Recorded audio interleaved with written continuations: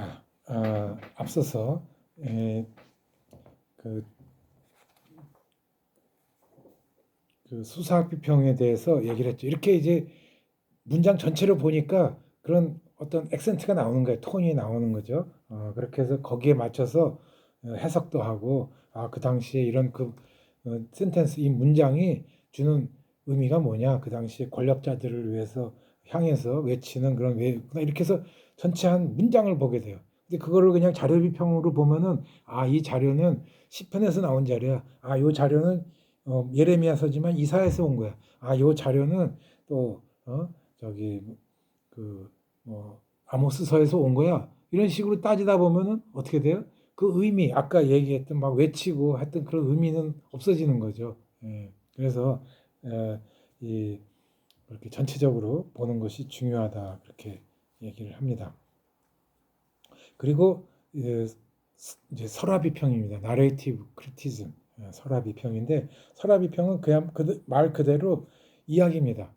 본문의 이야기의 스토리를 보는 거예요. 스토리. 그래서 이 주인공이 있습니다. 또 반대되는 적대자가 있어요. 또 주인공 밑에 조연하는 사람이 있어요.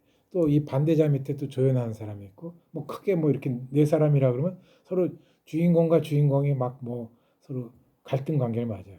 야곱과 에서가 서로 갈등 관계를 맺고, 또 거기서는 이제 부모가 조연을 역할을 하죠. 그래서 엄마가 이 야곱을 또 챙기고, 아빠가 또 에서를 챙기고, 뭐 이렇게 그렇게 해서 이 스토리를 끌고 나가요. 그래서 막 엎치락뒤치락 막 또 아주 뭐 죽을 먹는 그 순간에는 또 얼마나 그 긴장감이 됐습니까? 또 털이 있는 팔을 막 만지고 아버지가 할 땐 또 얼마나 긴장을 했겠어요. 이제 그런 것들을 그 스토리에서 다 보여줘요. 그리고 나중에 형제간에 또 서로 추격전이 벌어지죠. 그래서 막 또 동생은 또 주량량을 칩니다. 도망을 또 쫓아오고. 그래갖고 나중에 20년 동안 또 서로 안 봐요. 그러다 나중에 볼 때도 그 긴장감이 계속해서 이렇게 나오죠. 그래서 막 양쪽에서 군대같이 이런 사람들을, 힘쓰는 사람들을 막 수십 명씩, 막 100명씩 데리고 와가지고 서로 만나면서 이제 결국은 극적으로 화해하게 되는데, 이렇게 이거는 그냥 우리가 보통 소설 읽는 거하고 똑같습니다. 그래서 여러분들이 소설을 보면서 하나의 단편 소설을 본다, 이렇게 생각을 하면 되겠습니다. 그래서 여러분들이 이 문학적 상상력을 많이 가지려면, 아무리 여러분들이 사목을 하고 하지만 자꾸 소설을 많이 읽어야 됩니다. 소설. 그러면 그 상상력이 어떻게 돼요? 나중에 이야기로 계속해서 나올 수밖에 없죠. 그래서 성서의 이야기와 또 소설에서 읽은 이야기들을 같이 결합해서 또 그걸 설교로 전한다 그러면 얼마나 또 재밌겠습니까? 그래서 여러분들이 일생 동안 사목하시면서 아무쪼록 이렇게 소설책들, 뭐 영화로 본 걸 가지고 얘기하면 사람들이 다 알아요. 그 얘기. 다 영화로 봤기 때문에 다운받아서 보든 뭐하든 다 봤어요. 그러니까 이 소설책, 뭐 톨스토이라든가 뭐 누구 이런 걸 해서 직접 보면 사실은 굉장히 그 상상력을 그냥 시각적인 걸로 저 사람이 그 배우가 표현하려고 보는 것보다도 훨씬 더 그 상상력이 많이 생깁니다. 그래서 이 이야기 비평은 굉장히 중요하죠. 그래서 이 스토리 구성을 잘 해나가야 됩니다. 그러니까 성서에 나오는 그런 스토리도 있고, 또 오늘날에도 다양한 그런 소설 문학 작품들이 스토리를 막 굉장히 극적으로 막 끌고 나가지 않습니까? 그런 것들을 여기서 찾아낸다고 하는 거죠. 그 다음에는 또 독자 반응 비평이 있습니다. Reader Response Criticism이라고 합니다. Reader Response Criticism, 독자 반응 비평. 자, 처음 듣는 얘기죠. 독자 반응, 이게 뭐냐 하는 겁니다. 근데 굉장히 쉬운 얘기입니다. 자, 우리가 TV 드라마를 봐요. 또 뭐 뉴스도 보고요. 또 항상 그냥 미디어를 보죠. 그러면 뭐 유튜버들도 많이 있어요. 그 사람들은 어떻게 얘기를 할까요? 저도 지금 여러분들을 독자로 생각을 하고, 저도 또 지금 얘기를 이렇게 화면을 계속 쳐다보면서 영상을 보면서 얘기를 합니다. 그것은 독자를 생각하면서 한다는 거죠. 자, 신문에 주간을 쓰는 논설위원이 있습니다. 이 사람도 쓰는 게 뭐예요? 항상 자기 신문에 독자를 생각하면서 써요. 그냥 그 사람이 자기 개인 생각으로 그냥 나는 어저께 밥 먹고 뭐 텔레비 보고 잤어 뭐 이렇게 쓰는 게 아니죠. 독자가 지금 무슨 생각을 하고 있을까? 내 이것을 쓰면은 어떤 반응이 올까? 긍정적이든 뭐 비판이 올 수도 있고 그렇게 해서 독자를 항상 생각을 하고 씁니다. 드라마도요. 독자를 생각하고 드라마를 쓰죠. 그래서 우리나라 드라마 보면 서로 그 갈등을 증폭시켜요. 시부모하고 뭐 며느리 사이에 또 아들하고 형제들 간에 또 막 사랑하는 사람들끼리도 막 또 좋아했다가 막 극한 대립을 막 시키고요. 거기다가 막 뭐 이 뭐 재산을 놓고 막 서로 막 그 또 회사를 놓고 막 그걸 어떻게 이걸 잡아먹느냐 막 먹히느냐 여기서 방어하고 막 그러면서 그런 격한 걸 해요. 그래서 사람들한테 어우 다음번에는 또 뭘 들어야지 계속 또 호기심을 갖게 하지 않습니까? 예. 그래서 이 드라마 방송 작가들은 그런 걸 잘 써야 돼요. 그럴 때 자기한테 뭐가 들어와? 돈이 많이 들어와요. 또 그런 걸 재미있게 막 그렇게 갈등을 격하게 써야지만 뭐가 재미가 있어야지 어떻게 돼요? 광고 수입이 올라가요. 그렇게 하니까 방송국에서도 좋아하고 수입이 올라가니까 그렇게 해야지만 어, 주목을 받아요. 그러니까 우리나라는 거의 뭐 출생의 비밀. 그래서 뭐 고아원에서 서로 자랐는데 서로 나중에 헤어졌다가 뭐 나중에 또 어떻게 좋아하는 연인이 됐죠. 막 그러다가 알고 보니까 이게 막 그런 거 뭐 유전자 검사한다고 막 머리카락 띄고 뭐 어쩌고 어쩌고 막 해요. 이런 게 다 그런 거예요. 사람들한테 똑같이 맨날 딱 첫 방송되는 거 보면 결론은 다 아는데도 그냥 그거 목매서 매주 뭐그 요일 되면은 기다렸다가 그거들 보고 그래요. 예. 이게 다 독자 반응을 보는 거예요. 예. 그래서 이 신문도 그렇고 드라마도 그렇고 영화도 뭐 다 독자를 생각하고 영화 제작을 하는 거죠. 그래서 이 모든 게 유튜버들도 뭐 정치 비평하는 사람들도 그 자기를 따르는 또그 예, 그 사람들한테 같은 뭐 이념을 가졌던 그런 사람들한테 그런 것들을 메시지를 계속해서 전달을 합니다. 갈등도 뭐 부추기고요. 이렇게 해가지고 또 계속해서 팔로워들이 막 오도록 하는 거 이게 다 독자 반응의 비평입니다. 리더가 뭐 읽는 거 아니에요? 리더 리스판스 반응 이겁니다. 또 이것이 또 아주 잘 나타나는 게 어디인가? 설교입니다. 사실은 여러분들이 이제 다음에 어디 교회 부임 받아서 설교를 해요. 근데 교회에서 부임 받은 곳이 뭐 예를 들면 대성당이다, 뭐 큰 교회다. 그러면 뭔가 그 스탠다드를 기준을 맞춰가지고 중간층에 뭐 어느 정도의 이렇게 해서 메시지는 뭐 어느 한쪽으로 뭐 치우치지 않도록 이렇게 해야 되겠다. 뭐 이런 것들이 그냥 들어와요. 근데 그 신분이 만약에 다시 어느 농촌 지역으로 갔어요. 가서는 보면은 다막 7, 80대 할머니 할아버지들이 계셔. 그럼 거기서 막 뭐 JDP 뭐 문서 얘기하고 뭐 수준 높은 뭐 신학자들 뭐 몰트만이 이렇게 얘기했다 뭐 이렇게 하고 얘기하면은 알아듣겠습니까? 그렇게 안 하죠. 가면 또 농촌에 맞게 또 재미있게 막 구수한 얘기들 또 우리나라 민담 또 전설 뭐 이런 걸 또 자꾸 읽어보면서 그 옛날 전설딸의 삼천리에 이런 내용이 나왔다 이렇게 하면서 그 전설 내용하고 성서에 나오는 이 이야기를 갖다가 전맥시키기도 하고 그래야 할머니 할아버지들이 그래 맞아 옛날에 그 어렸을 때 그 다 들었던 얘기야 막 이렇게 되죠. 그러니까 이렇게 국제 달라요. 또 대형 교회들 목사님들은 또 그렇게 하지 않겠죠. 막 큰 교회 막 5천 명, 만 명, 뭐 2만 명 모인 데서 막 그냥 뭐 예수 믿으면은 여러분들 다 성취되고 다 이룰 겁니다. 막 이렇게 해서 축복 신앙을 막 계속해서 불러 이렇게. 그래서 축복 받아서 여러분들 다 돈 많이 벌 거고 그게 돈 버는 게 축복이에요. 예수 하나님의 축복은 돈 많이 버는 게 축복이에요. 그러니까 어떻게 돈 많이 벌고 싶으니까 사람들이 많이 오는 겁니다. 그게 벌써 70년대부터 막 한 3, 40년 그렇게 왔어요. 그래서 지금 대형교회 이렇게 된 거죠.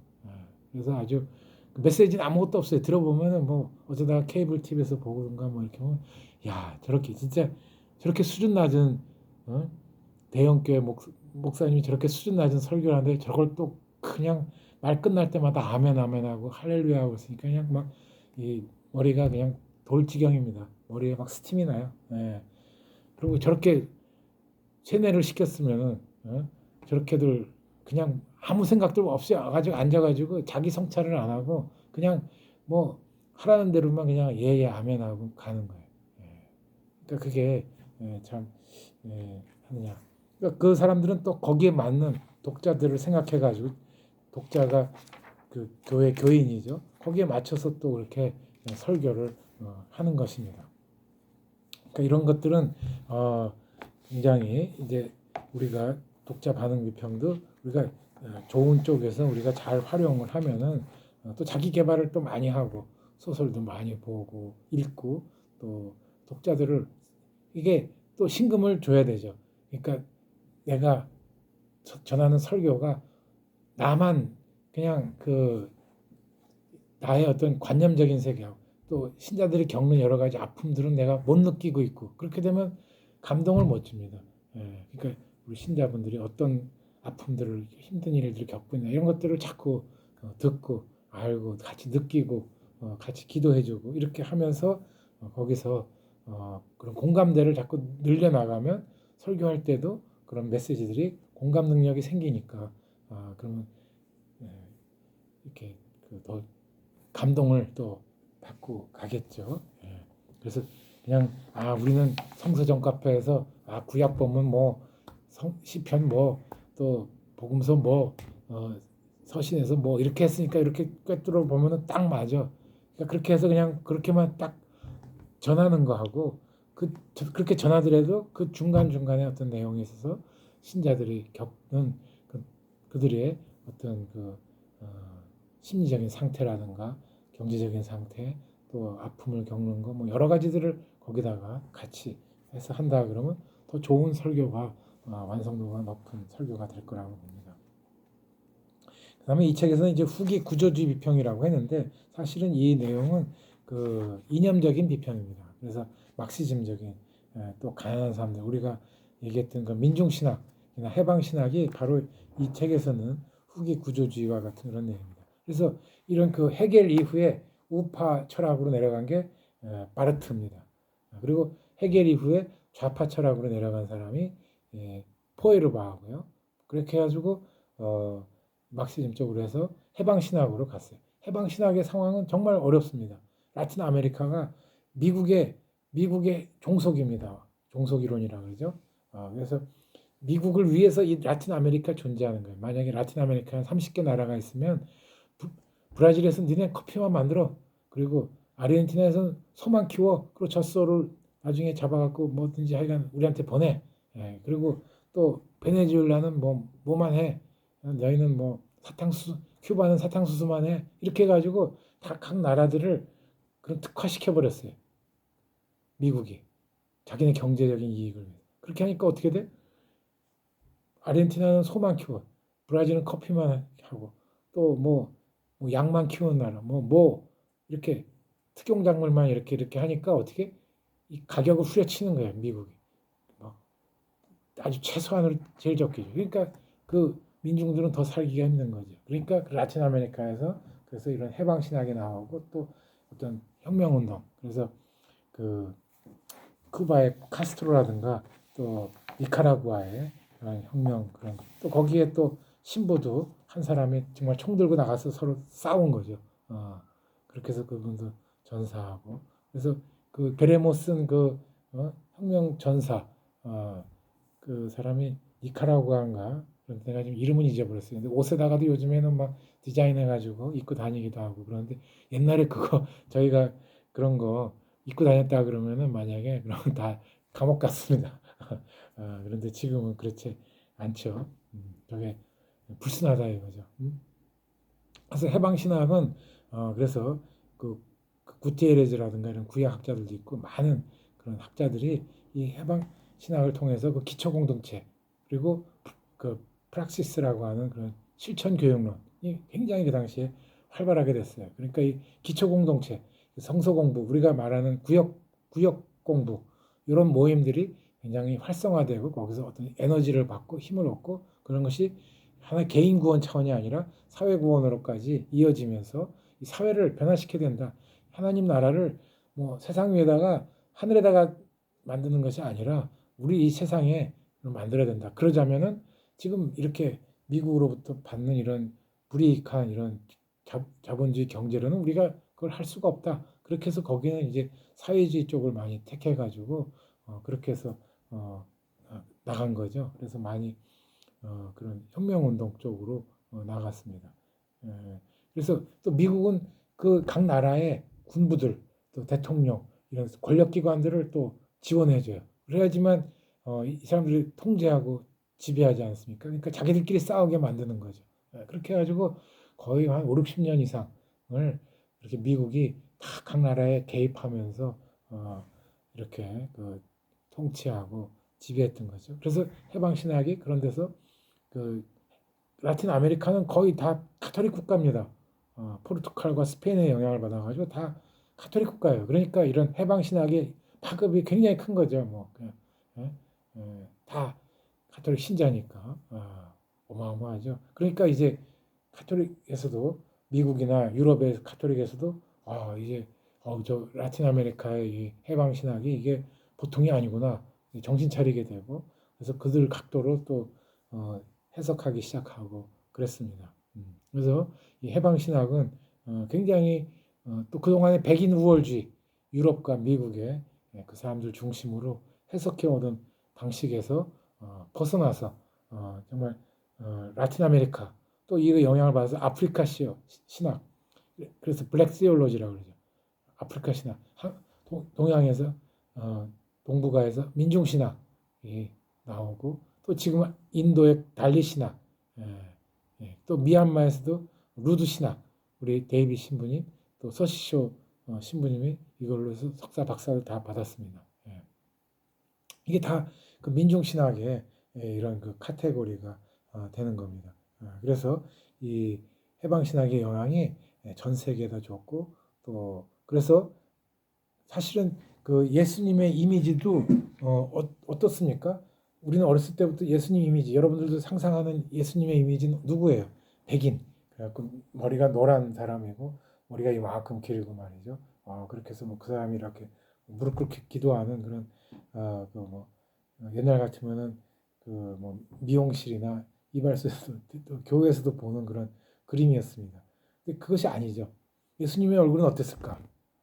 피부색은 어땠을까? 지금 오늘날의 팔레스타인 사람들이에요. 그러니까 이렇게 그 혈색을 알겠죠. 팔레스타인 사람들 거기서 태어난 사람이니까 그 팔레스타인 사람들이 지금까지 살아온 거예요. 근데 1920년대 시오니즘을 해서 유럽에서 러시아에서 미국에서 유대인들이 건너와 가지고 그 사람들을 몰아내고 지금 이스라엘 사람들 그래서 백인이 잡은 거죠.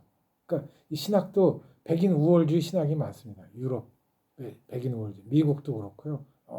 심지어는 어떤 미국에서 만들어낸 그 기독교 대백과사전이 있어요. 그러니까 우리로 말하면 기업부터 히읗까지 해가지고 뭐 그러니까 영어로 하면 ABCD로 해가지고 뭐한 이런 큰 백과사전을 만든 거예요. 근데 거기에 참여한 100명의 신학자들이 있었는데 거기에 유럽과 미국의 캐나다 뭐 이런 호주, 뉴질랜드겠죠. 그런 나라의 신학자들이 그걸 만들었는데 거기에 단 한 명도 여자가 없었고 여성 신학자가 없었고 단 한 명도 흑인 신학자가 없었다는 거예요. 다 백인이 만든 신학 백과사전이에요. 그러니까 그런 걸 보면 백인 우월주의라든가 또 동양의 이런 뭐 오리엔탈리즘이라든지 이런 식으로 보는 그런 것이 있겠죠. 그래서 이런 그 백인 우월주의로부터 해서 벗어나는 것이 하나의 주체적인 신학을 만들어내는 것 이런 것이 한국에서 민중 신학이고 또 해방 신학이고 루드 신학이고 미얀마의 컨텍스트가 얼마나 또 그 독재 국가에서 얼마나 힘듭니까? 또 불교 국가 속에서 그래서 거기에 또 다른 여러 가지 또 사회 개혁을 말하는 그런 또 좋은 또 논문이 또 나오리라고 또 기대를 합니다. 그래서 인도에서도 이렇게 그 브라만, 크샤트라 뭐 이런 4계급이 있는데 아예 그 계급에도 안 들어가는 달리 이 사람들이 한 인구가 1억이 넘어요. 근데 주민등록증도 없습니다. 아예 이 사람들은 그냥 불가촉 천민이라 해서 아예 그냥 대상에서 제어를 시켰어요. 근데도 이 사람들은 내가 죽으면 나중에 이 상류계층으로 태어날 거야. 그래서 그냥 면벽 수도하고 뭐 이렇게 하면서 그 수능 질서로 가요. 그게 힌두교가 이 종교 권력으로 지배 이념을 계속해서 이렇게 퍼뜨려 나가죠. 그러니까 이제 이런 것들도 다 앞으로 밝혀낼 그런 부분입니다. 그래서 우리는 이 후기 구조주의 비평이라는 게 주로 좀 좌파 해결 이후의 좌파 철학 해서 여기서 사회 변혁을 만들어내는 그런 관점. 그래서 해방 신학이 정말 라틴 아메리카에서 어마어마한 사회 변혁을 만들어내서 독립을 했죠. 민중 신학도 한국에서 그런 민주화 운동에 큰 한 20여 년 가까이 기여를 하면서 우리 사회를 굉장히 바꿔냈습니다. 그래서 그동안에 또 많은 사람들이 또 감옥에도 가고 목사님들, 또 학생들, 교수들 막 감옥 가고 이런 것들을 다 겪었던 거죠. 그렇게 하면서 우리 사회를 또 변화시켜 냈습니다. 또 인도도 앞으로 또 그런 것이 또 기대가 또 됩니다. 그래서 후기 구조주의가 있고요. 그 다음에 또 이제 페미니즘, 뭐 여러분들이 더 잘 아시겠죠. 여성주의 비평. 이것은 우리나라에서도 이것도 역시 1980년대 초반부터 나오기 시작을 했습니다. 그 전까지는 뭐 여성주의 뭐 이런 것이 별로 의식이 없어서 다 남자 중심으로 가죠. 아무리 뭐 여성들이 있다 하더라도 또 그 당시에 여성들이 이제 처음 막 자동차 운전들도 막 하게 되기 그러면 막 그냥 가면서 얼마나 손가락질을 하는지 막 욕을 하고요. 창문 내리고 남자들이 막 여성 운전자들한테 막 갖은 험담을 다 했습니다. 그리고 저렇게 차 타고 나와가지고 길 막히게 한다. 또 막 끼어들면 또 끼어들었다고 뭐라 그러고. 하여간 그 차별이 어마어마했습니다. 또 정치인들도 다 남자였어요. 예. 그래서 이제 나중에 뭐 이런 페미니즘 운동을 하는 사람들이 많이 또 들어가서 고치고 해서 지금은 그 정당의 20%인가 30%를 여성 의원으로 이렇게 하는 거죠. 물론 그래서 뭐 여성이라 그래서 뭐 다 어떤 그런 진보적이거나 뭐 이렇게 개혁하는 그런 건 아니지만 적어도 어쨌든 그런 그 평등을 이렇게 가지려고 하는데 앞으로도 더 숫자가 늘어나겠죠.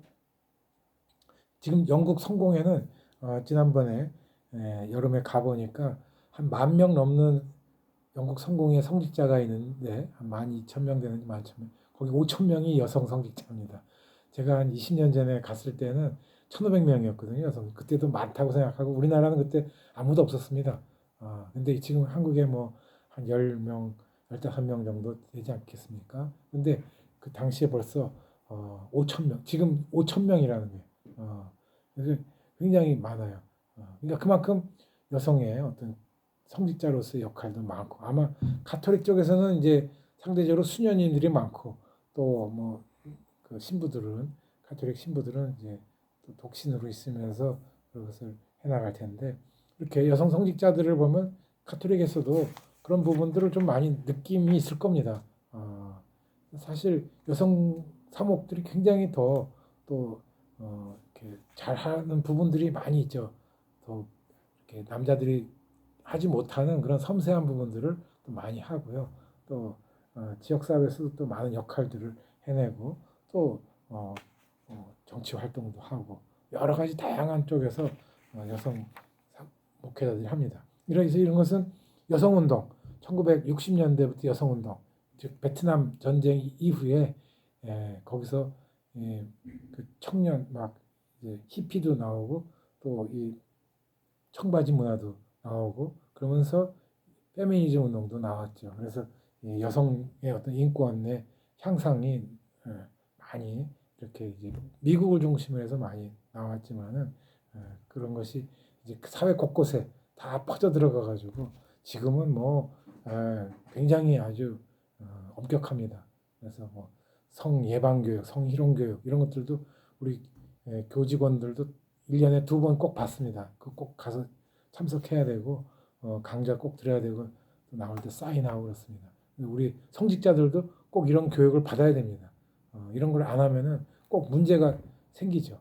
그래서 교인하고 뭐 잘못된 문제가 생기죠. 또 자기는 그냥 안 쓰기도 한다고 그랬지만 그것을 그냥 쉽게 보지만 그런 것도 터치하는 게 굉장히 그거 위험합니다.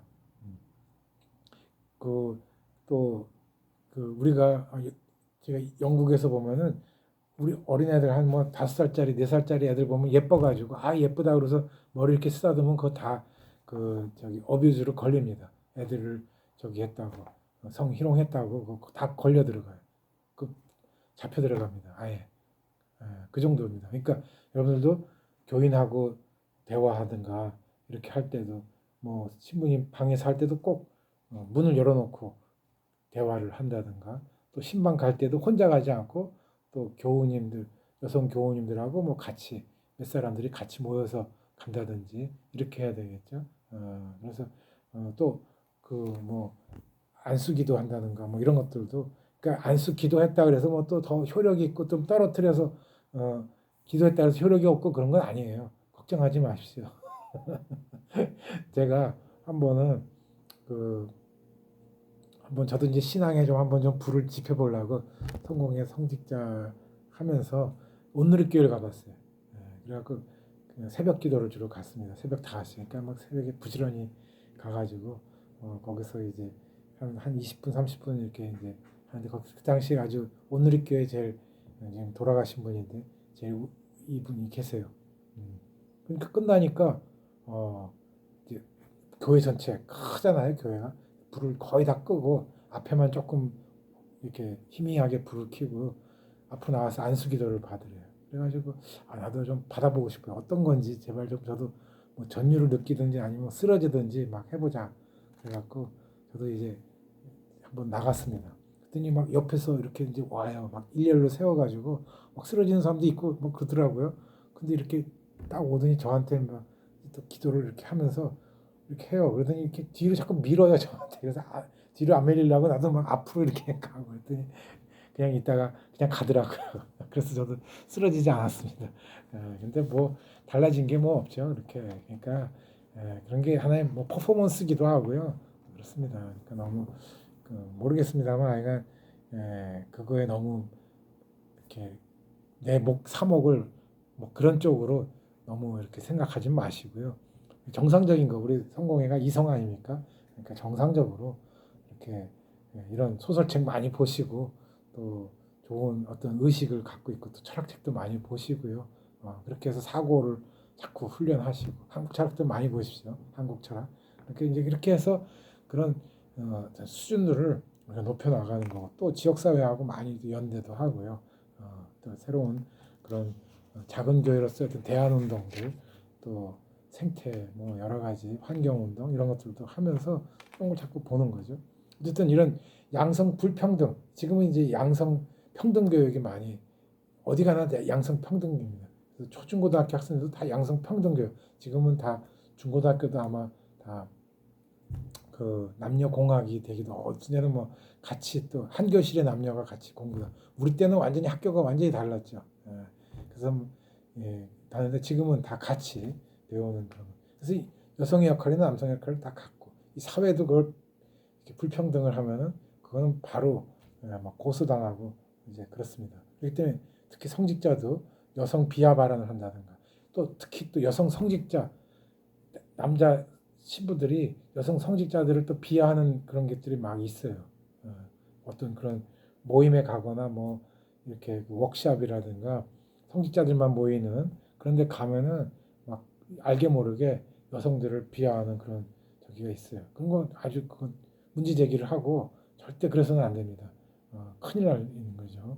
그래서 그런 걸 잘 이렇게 인식 못하는 그리고 괜히 자기 우월한 그런 좀 꼰대 역할을 하려고 하는 그런 신부들이 있습니다. 그런 사람들이 괜히 그런 얘기를 하는 건 그거는 절대 해서는 안 됩니다. 그리고 앞으로 서로 존중해주고 평등한 그런 관계를 가야 되는 걸로 있습니다. 아무튼 저는 이런 성서 안에는 그렇지만 불행하게도 이 여성들이 이렇게 두각을 나타내는 사람들이 별로 없습니다. 드보라하고요. 뭐 그다음에 그 출애굽해 갖고 나와서 소고춤을 춘 여인. 그 지금 갑자기 생각이 안 나는데 그리고 뭐 몇 사람도 없어요. 다 남자의 뭐그 가부장제의 뭐 후첩이라든가 뭐 애기 못 낳는 여인이라든지 뭐 이런 식으로밖에 나타나질 않아요. 그러니까 그런 데서 보면 예수님이 그래도 여성들과 민중들과 이렇게 함께했다고 하는 건 이건 그 유대 질서에서 어마어마하게 큰 변화죠. 그런 가부장적인 질서가 한국도 조선시대까지도 얼마나 그런 게 심했습니까? 1900년대까지도 말까지 거기다가 1900년대 1950년대 뭐 60년대 그때까지도 우리나라 가부장 질서가 얼마나 셌습니까? 그러니까 그런 걸 보면은 그 뿌리가 그냥 길고 옛날 성서에서는 뭐 더할 나위가 없었다 이렇게 보게 되겠습니다. 그래서 오늘 그래서 이제 이 페미니즘 굉장히 남자들도 페미니즘에도 관심 갖고 또 거기다 더 나아가서 이제 다문화 가정이라든가 이런 데에 대해서 우리가 서로 이제 단일 민족이 아니죠. 여러 인종이 같이 더불어 사는 그런 민족이 됐기 때문에 그런 다문화적인 신학도 굉장히 요즘 나오고 있습니다. 많이 나오고 2000년대 이후에 많이 나오기 시작했습니다. 왜냐하면 그 당시에 외국인 노동자들이 많이 왔기 때문에 그래서 이런 어떻게 서로 또 이슬람 문화권에 있는 사람들 또 불교 문화권에 있던 사람들하고 또 같이 또 이렇게 살아가느냐 하는 것들로 해서 다문화에 대한 신학도 앞으로 활발하게 나와야 할 것 같고요.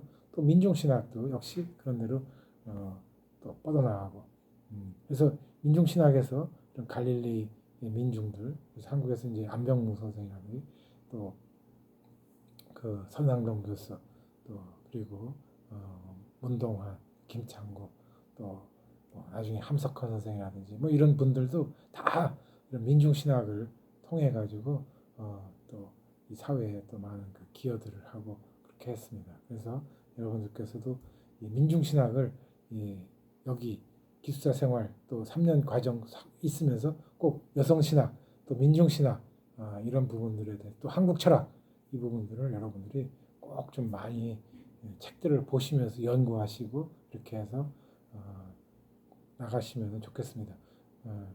예. 그렇게 해서 우리가 비평 방법을 우리가 한번 크게 살펴봤습니다. 다음 주부터는 그 우리가 그 발표와 강의하고 이제 토론을 하게 되는데 여러분들이 발표 준비를 해와야 돼요. 그래서 그 하나님의 본성, 또 우주론과 창조에서 인간. 그래서 여러분들이 하나씩 맡아서 발표 준비를 하고 그것을 저한테 월요일 날 그 저녁까지 저한테 이메일로 보내주시면 이메일 주소는 여기 강의 계획에 나와 있습니다. 이메일을 보내주시면 제가 그것을 우리 교육 시스템, 온라인 강좌 시스템에다가 저희가 그걸 다 올리도록 하겠습니다. 그래서 다음 주에는 그 6장, 7장이 한 분이 발표하셔야 되고요. 그 다음에